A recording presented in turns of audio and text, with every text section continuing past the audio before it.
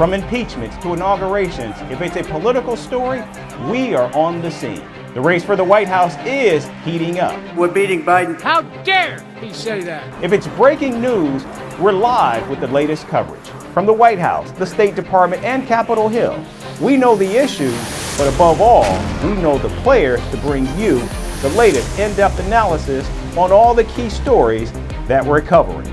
I'm Eric Ham. Join me from Washington here on Firstpost America.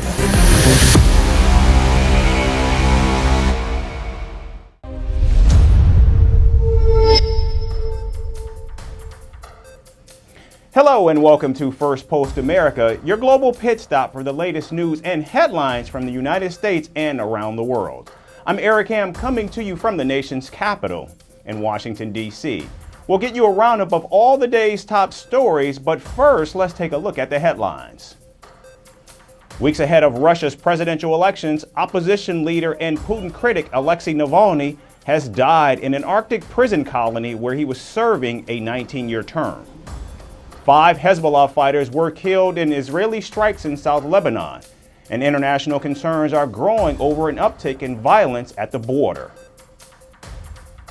Britain's ruling Conservatives lose 2 more parliamentary seats to Labour in elections, making this year's national polls a big challenge for Prime Minister Rishi Sunak. And heavy snow blankets northwestern China, leading to the suspension of road and railway traffic. The Weather Department issued the highest alerts for heavy snow, gale force winds, and a massive cold wave. And finally, in a bit of good news, Bitcoin spikes above $50,000 for the first time in more than 2 years.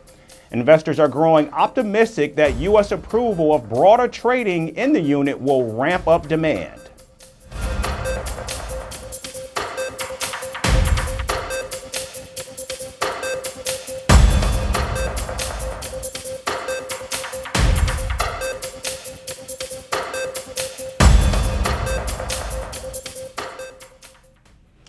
We begin with the latest from the Middle East. Israeli forces have raided the biggest functioning hospital in Gaza. Staff at the Al-Nasser hospital in Gaza's Khan Younis say the medical complex was hit by direct fire, after which Israeli ground forces troops stormed the premises. Panic struck those seeking shelter, as well as patients who lined the smoke-filled corridors. A Palestinian doctor shared footage from inside the hospital during the raid, where gunshots could be heard while injured patients were actually being treated. In the video, the doctor is heard warning others to take cover from the gunfire. Israeli soldiers killed a patient and wounded 6 others in the complex. Medics warned that the hospital was operating in near impossible conditions. The moments of the past night were very difficult. The strikes were so intense that they reached one of the patients' rooms. The orthopedic department has been completely destroyed. The entire complex was in chaos. A little while before this, a quadcopter attacked us in the conference room. There were doctors and nurses during their breaks between their shifts. The quadcopter fired at them randomly.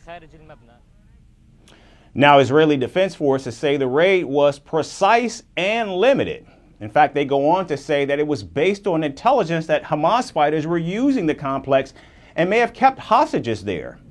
The Israeli Defense Forces claim they have captured dozens of terror suspects in the raid. We have credible intelligence from a number of sources, including from released hostages, indicating that Hamas held hostages at the Nasser hospital in Khan Younis, and that there may be bodies of our hostages in the Nasser hospital facility. Hamas systematically uses hospitals as terror hubs.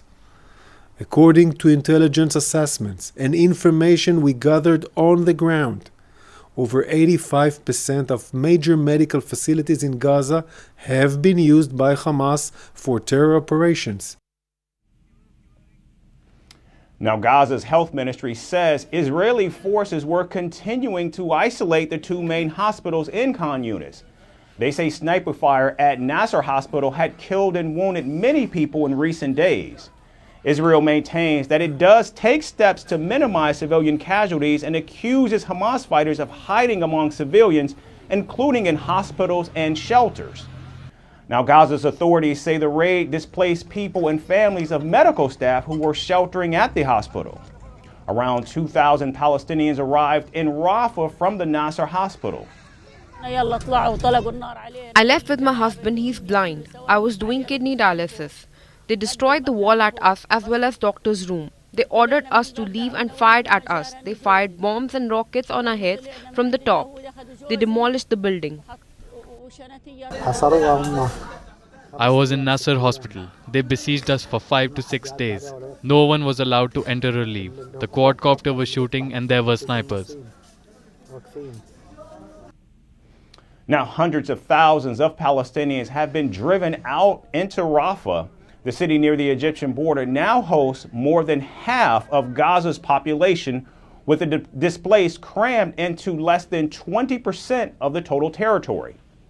Speaking to Israeli Prime Minister Benjamin Netanyahu, U.S. President Joe Biden warned against launching an operation in Rafah without a plan to keep civilians safe. That we continue to believe that under the current circumstances, without a credible plan, as the president said, to account for the more than 1 million Palestinians that are down in Rafah, make sure that they have a place where they can be safe and secure and out of harm's way. Without that credible plan, a major operation in Rafah would be a disaster. We agree with that. And we're continuing to talk to our Israeli counterparts about what that plan might look like.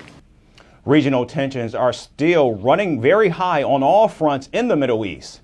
Israel is also possibly on the brink of war with Lebanon's Iran-backed Hezbollah, with nearly daily exchange of fire at the border. And in the Red Sea, the Houthis are stepping up attacks once again, firing missiles at a British ship in the Gulf of Aden. The Houthis, also backed by Iran, say their campaign will not stop until there is a ceasefire in Gaza. And on the diplomatic front, efforts to secure a ceasefire in Gaza entered a third day, but the talks between the different sides seem to be making very little headway. Israeli Prime Minister Benjamin Netanyahu says the talks can move forward only when Hamas drops its delusional demands. And from the action in the Middle East, we turn to the action in Ukraine. Casualties were reported after Russia's Belgorod city was hit by a Ukrainian attack yesterday.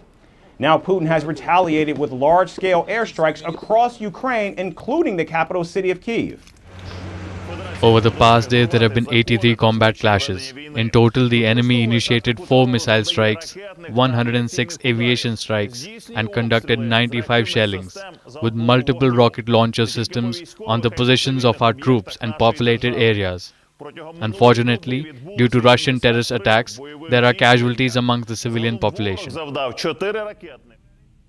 Ukrainian armed forces have claimed that Russia used missiles purchased from North Korea in the retaliatory attack.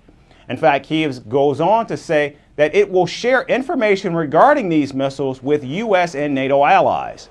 However, this won't be the first time that Russia has been accused of using North Korean missiles. Just in January, the White House confirmed that Putin had in fact fired North Korean missiles at Kyiv. Russia has purchased an unknown number of KN-23 short-range ballistic missiles from North Korea. In addition, Moscow also received artillery shells, rockets, and rifle ammunition from Pyongyang. In fact, Washington, D.C. continues to impose sanctions on Russian and North Korean entities for these weapons. However, North Korea isn't the only country that is supplying lethal weapons to Russia. In fact, Iran has been selling its attack drones to Russia, which have been used against Ukraine. Now, a U.S. intel report has raised the alarm bells that the two countries are nearing a deal for ballistic missiles. Experts believe that the Iranian missiles are considered more reliable than the ones from North Korea. There are also concerns that Russia will share vital information about the missile launches with its suppliers. This would include revealing the success rate of the missiles and how they compare against Western air defenses that Ukraine is currently using. As the war of attrition reaches its 2-year mark, both Russia and Ukraine are facing a shortage of troops and weapons. First, we need to meet the needs of today, and we need to replenish all our strategic reserves. Therefore, there is more than enough work for the defense complex. Now, Moscow plans to restock its supplies by purchasing missiles and drones from Tehran and Pyongyang. On the other hand, Ukraine awaits a vital military package worth almost $60 billion from the United States, which has been stalled in the House of Representatives, raising concerns among NATO allies. The United States being by far the biggest ally, of course it's vital that continue to provide support, and therefore I continue to expect that they will be able to make a decision, and hopefully as soon as possible. Meanwhile, the White House says that a delay in aid will severely impact the strategic gains made by the Ukrainian army. Sending wave after wave of conscript forces to attack Ukrainian positions, and because Congress has yet to pass the supplemental bill, we've not been able to provide Ukraine with the artillery shells that they desperately need to disrupt these Russian assaults. Now, Russian forces are now reaching Ukrainian trenches actually in Avdiivka, and they're beginning to overwhelm Ukrainian defenses. The cost of inaction by the Congress is stark, and it's being borne on the shoulders of Ukrainian soldiers. Meanwhile, Kyiv is yet to receive the F-16 fighter jets that it was promised by NATO members. The recent sacking of a Ukrainian army general has raised doubts among Western allies about Ukrainian leadership. Meanwhile, Russia has found ways to sidestep the sanctions and shop for weapons from both Iran and North Korea. And in South America, Venezuela is engaged in a diplomatic spat with the United Nations. President Nicolas Maduro's government has issued an ultimatum to the United Nations human rights body. The UN staffers have been given 72 hours to pack their bags and leave the country. President Maduro's government has accused the United Nations of supporting the opposition and plotting a change in leadership. Venezuela's foreign minister said that the United Nations human rights body had a colonial mindset. The Bolivarian Republic of Venezuela announces its decision to suspend the activities of the Technical Advisory Office of the United Nations High Commissioner for Human Rights in Venezuela. That is why we request that the personnel assigned to this office leave the country within the next 72 hours until they publicly rectify before the international community their colonialist, abusive, and violating attitude toward the United Nations Charter. Now, the United Nations say they do not want to act in a hurry and are evaluating next steps. I mean, literally, I saw the news as I was walking in. I'd have to. I'm not saying it didn't happen or it happened. I just personally need to confirm what happened so I can react in a proper way, and I don't have to retract myself 5 minutes later. Now, the deportation of the UN officials comes just 2 days after the UN Human Rights Office expressed concerns over the arrest of a prominent Venezuelan human rights activist, Rosio San Miguel. Miguel is the founder of a non-governmental organization which investigates extrajudicial killings by the Venezuelan security forces. She was arrested by authorities in the country's international airport while waiting to fly out. The UN body has condemned the Maduro government for violating basic human rights and demanded the release of Miguel. However, Venezuela's public prosecutor says the activist was arrested for taking part in a plot to assassinate President Maduro. San Miguel's mission in the operation was to communicate in real time the progress of the terrorist actions that would be developed. I'll leave you to ponder that. Meanwhile, Miguel's lawyers say that she was detained unlawfully and without due process. Today, as a lawyer, I cannot speak about the circumstances under which she was detained because we do not know the file. What I can say clearly is that there was a forced disappearance and that Rosio San Miguel's right to defense and due process is being violated. That is obvious and clear. Now, the detention of Miguel comes during an election year with critics accusing President Maduro of trying to silence his opposition. However, the government claims that Miguel had links to terror groups and cited national interest for expelling the UN officials. The UN Human Rights Office opened in Venezuela only in 2019. They have now been given 30 days to review their operations or have their offices shut down permanently. And now, here in the United States, days spent in a courtroom and nights spent on the campaign trail. This is what Donald Trump says he'd be doing in the next couple of months as the race for the White House heats up. And rightfully so, because along with a political battle, Trump is also juggling explosive legal battles. The 77-year-old Republican frontrunner for the presidential nomination will face a historic criminal trial next month. He's been accused of covering up hush money payments to a porn star. Our next report gets you the details.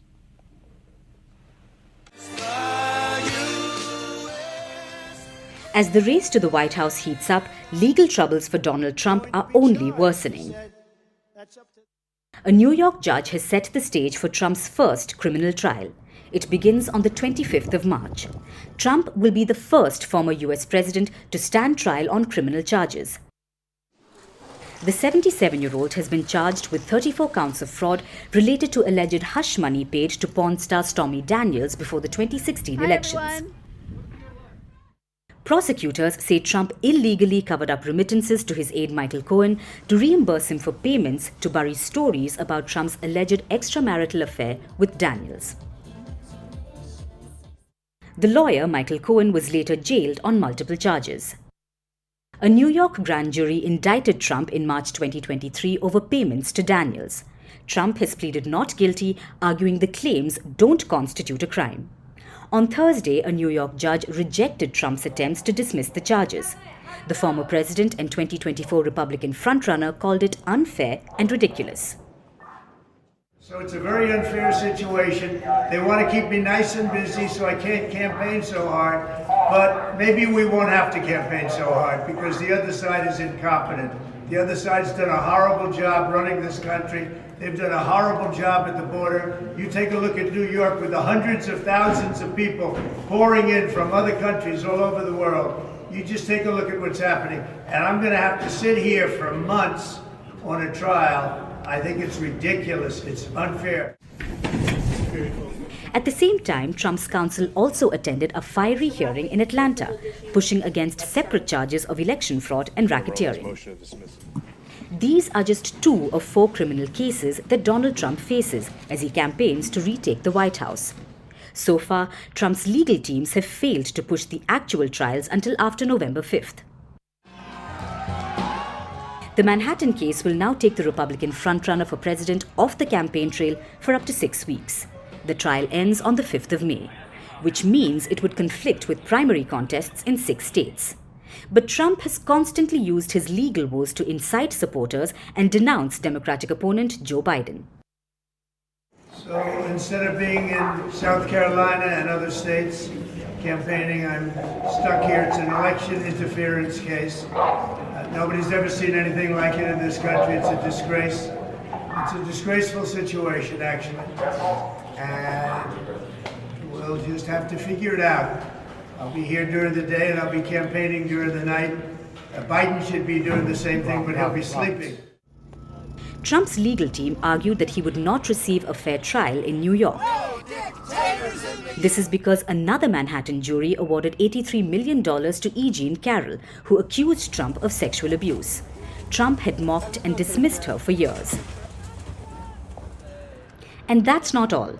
A New York judge is also expected to decide the future of Trump's family business, as a verdict is due in his civil fraud trial. Trump, his sons and his namesake company have been found liable for fraudulently inflating the value of assets in statements to lenders. The prosecutors have asked the judge to fine Trump $370 million and to put restrictions on his business in the state. So Donald Trump's legal roller coaster is certainly catching pace ahead of the election. The governor is taking shots at you yesterday with your president. And finally, donkeys, often overlooked in the much-loved animal gang of cats and dogs, quietly go about their lives on farms, carrying heavy bags on their backs. They are rarely part of the global conversations. However, animal rights activists and experts are fighting for these donkeys. For years, these unassuming animals have been smuggled and slaughtered for skin care. And at the center of this controversial global donkey trade is China. Our next report explains. What's the first thing that comes to your mind when you hear the word donkey? a grey-coloured, medium-sized animal. An animal known to carry loads of items on their backs. We bet skincare would not be on that list. But these animals, who for centuries have acted as the backbone of many rural households, are falling prey to a controversial global trade. In recent years, they've been smuggled and slaughtered in the name of skincare. Here's how it started. In China, a traditional medicinal remedy called Ijiao has been in high demand. Ijiao is made from the gelatin found in donkey skin. It's believed to have health-enhancing and youth-preserving properties. Women have been consuming it to stay beautiful and healthy. It's also considered good for fertility. The donkey skin is boiled first to extract the gelatin, which is then made into powder, pills, and even added to food. Over the years, an increasing demand has led to a staggering number of donkeys being slaughtered annually. According to reports, over 5.9 million donkeys are killed each year to cater to the supply. In Africa, where about 2/3 of the world's 53 million donkeys live, the trade has had a devastating impact on the donkey population. The high demand and high price for donkeys have led to a rise in thefts and illegal trades. Between 2016 and 2019, roughly half of Kenya's donkeys were killed for the skin trade. The Ijiao producers initially sourced donkey skin from China. Its market in China reportedly touched a value of about $7.8 billion in 2020. However, the donkey population in China has plummeted drastically. It has fallen from 11 million in 1990 to under 2 million in 2021, which made the producers look for skin overseas. This is when slaughterhouses were set up in Africa, South America, and Asia. But not everyone is blinded by the charms of this booming beauty industry. Animal rights activists and campaigners are protesting against the rapid growth of skin trade. There has been social media outcry over shrinking donkey populations across Africa. They're demanding the shutdown of slaughterhouses and a ban on donkey trade. Donkeys have been a lifeline to many small-scale farmers.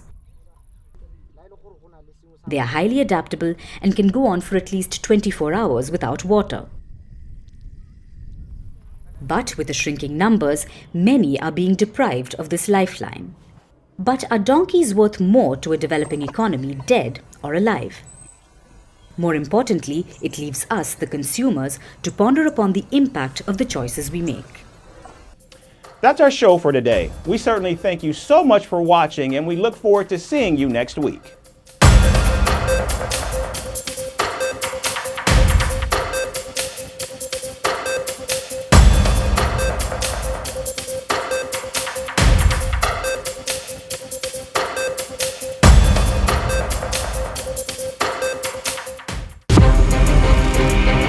From impeachments to inaugurations, if it's a political story, we are on the scene. The race for the White House is heating up. We're beating Biden. How dare he say that? If it's breaking news, we're live with the latest coverage. From the White House, the State Department, and Capitol Hill, we know the issues, but above all, we know the players to bring you the latest in-depth analysis on all the key stories that we're covering. I'm Eric Ham. Join me from Washington here on Firstpost America.